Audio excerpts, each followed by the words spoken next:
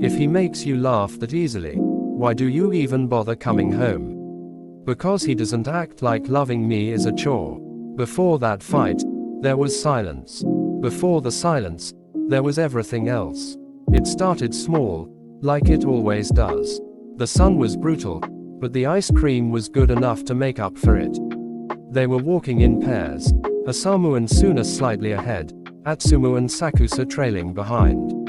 Laughter bounced between the four of them, mostly from Atsumu and Suna being the usual dumb selves. Atsumu had picked the messiest flavor possible, something colorful and melting way too fast. He licked it carelessly, getting a smudge of it at the corner of his mouth without noticing.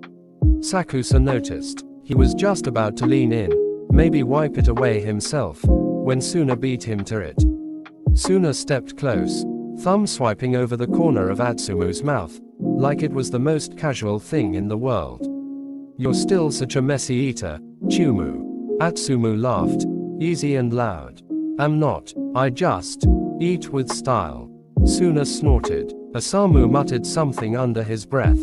The group kept walking, energy light. But Sakusa stayed quiet. His grip tightened slightly on the napkin in his hand, the one he'd grabbed seconds before.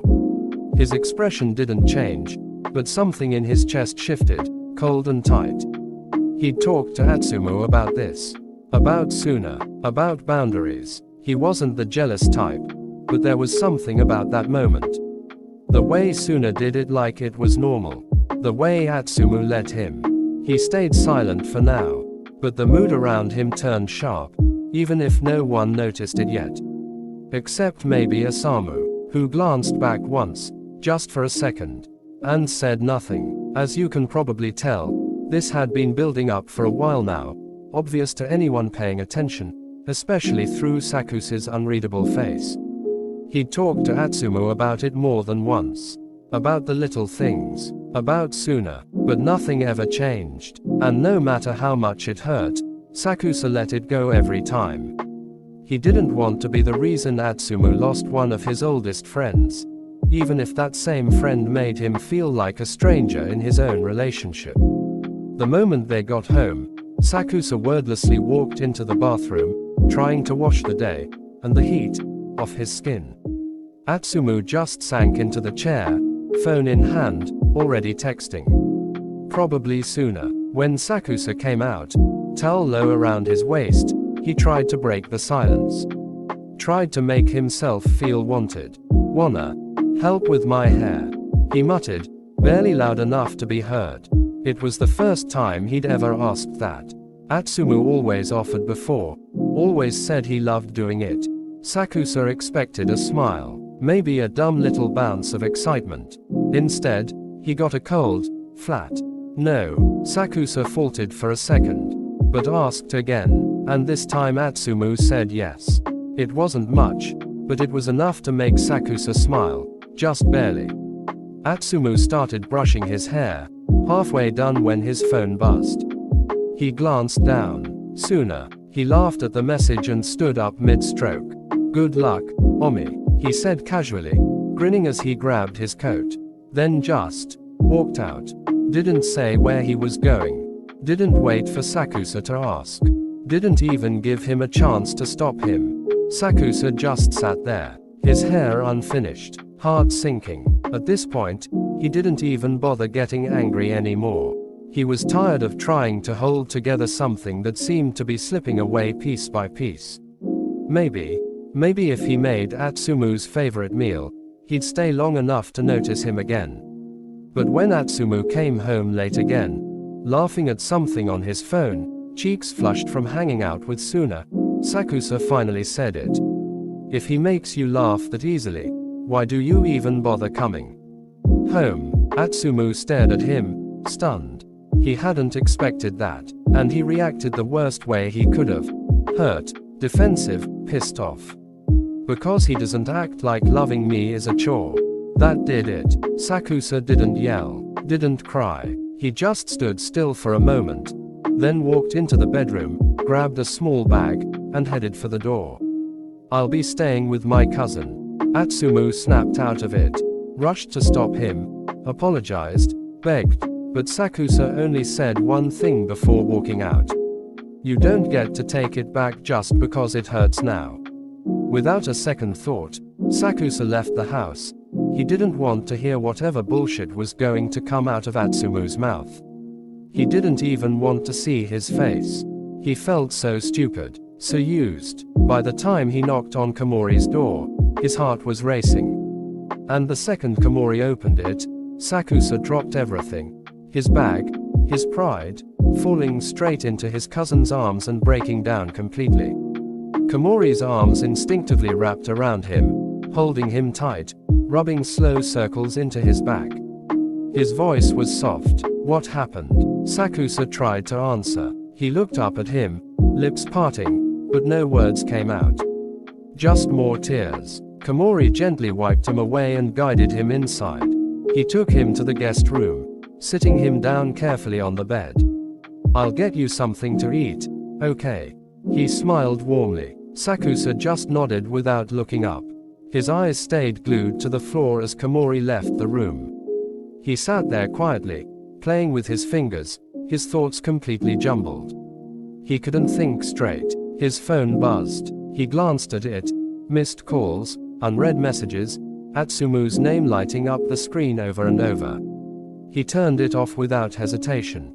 After a few minutes, Sakusa finally stood and made his way toward the kitchen. But just as he was about to walk in, he froze. Komori was on the phone. He hadn't meant to eavesdrop, but the second he heard Atsumu's name, he stayed perfectly still. All right, Atsumu, what the hell did you do? Komori's voice was sharp, serious. There was a pause. Whatever Atsumu said, it was muffled and far away. Aha, yeah, no, that's not gonna fly with me. Another pause. Give him space. Click. Komori turned around, and nearly jumped out of his skin when he saw Sakusa standing there. Holy, you scared me, he said with a nervous chuckle, rubbing the back of his head. Sakusa didn't say a word. He just walked over and pulled Komori into a hug again, tight and wordless. Komori smiled softly and ruffled his hair, even though he knew Sakusa hated that. Hey, Sakusa huffed into his shoulder but didn't pull away. Later that night, Komori managed to get Sakusa back to some version of himself. Not whole, not okay, but calm enough to stop crying every time he thought of Atsumu. That was already more than before. They sat quietly for a while, until Komori finally asked, "What happened?" Sakusa hesitated for a second, then just let it all out. Everything, from the ice cream incident to the fight, the things he said, the things Atsumu didn't, all of it. He didn't cry while speaking. Somehow, he pushed through it. Komori just listened the whole time, eyes soft and heavy. When Sakusa finally finished, Komori reached out and gently rested a hand on his shoulder. "I'm really sorry, it's not your fault," Komori frowned. But Sakusa gave him the smallest smile, just enough to stop the guilt from settling in. "It's okay." Then he stood up. "I'm going to sleep." He walked off, closing the door softly behind him. Sakusa lay down on the bed, eyes open, staring at the ceiling. He tried to sleep. He really tried, but his chest felt tight, his limbs restless, his mind racing. Every time he closed his eyes, Atsumu was there, in some memory, some moment, some echo of the life they built. Eventually, he gave in and picked up his phone. He scrolled. Messages, old photos, dumb videos, Atsumu's smile, his voice in voice notes. The way he used to hold Sakusa's hand when he thought no one was watching. And just like that, a tear slipped down his cheek. Then another. He tried to hold them back. But his chest cracked open again, and he stuffed his face into the pillow, letting out a muffled scream. The pillow soaked up the tears. His heart kept bleeding. He didn't hear the footsteps at the door. But Komori stood there, silent, watching, frowning, and hurting for him. Atsumu just sat there, staring blankly, face already tight and ready to cry. He didn't mean it. He really didn't. It was supposed to be a joke. A shitty one, sure, but not like that. not something that would make Sakusa leave. He slapped himself hard, then screamed into his hands. His fingers fumbled for his phone, already trying to call. Message after message, one after the next. Omi, please. I didn't mean it like that. Come home. His tears dropped onto the screen, smudging it as he typed. No replies, not even the read mark. And honestly, why would Sakusa answer? He had every reason not to. Fuck, Atsumu whispered. I'm such a fucking idiot. His hand hovered over the screen, trembling, then tapped a different name. Komori. If Sakusa wouldn't answer, maybe his cousin would. He didn't even think before hitting call. Ring, ring, ring, click. Hello, Komori. I know he's there.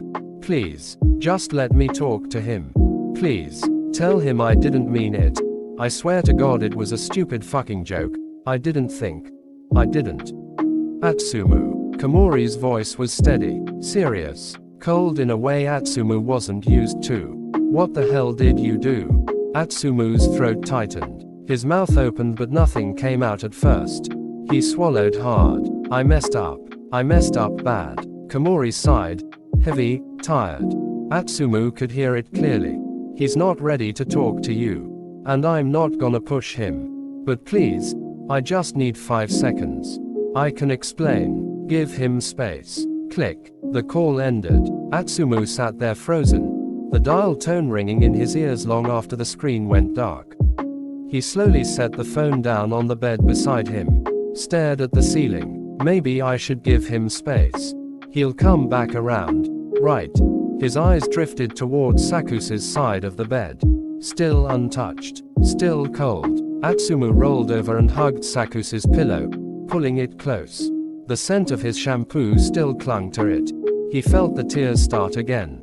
This time, softer, quieter, numb. Beside the bed, a picture frame sat tilted. One from the day they first met. The start of everything. He looked at it for a long time, then flipped it face down. Eventually, still clinging to Sakusa's pillow, Atsumu drifted off into a restless sleep. Sorry to cut it too short.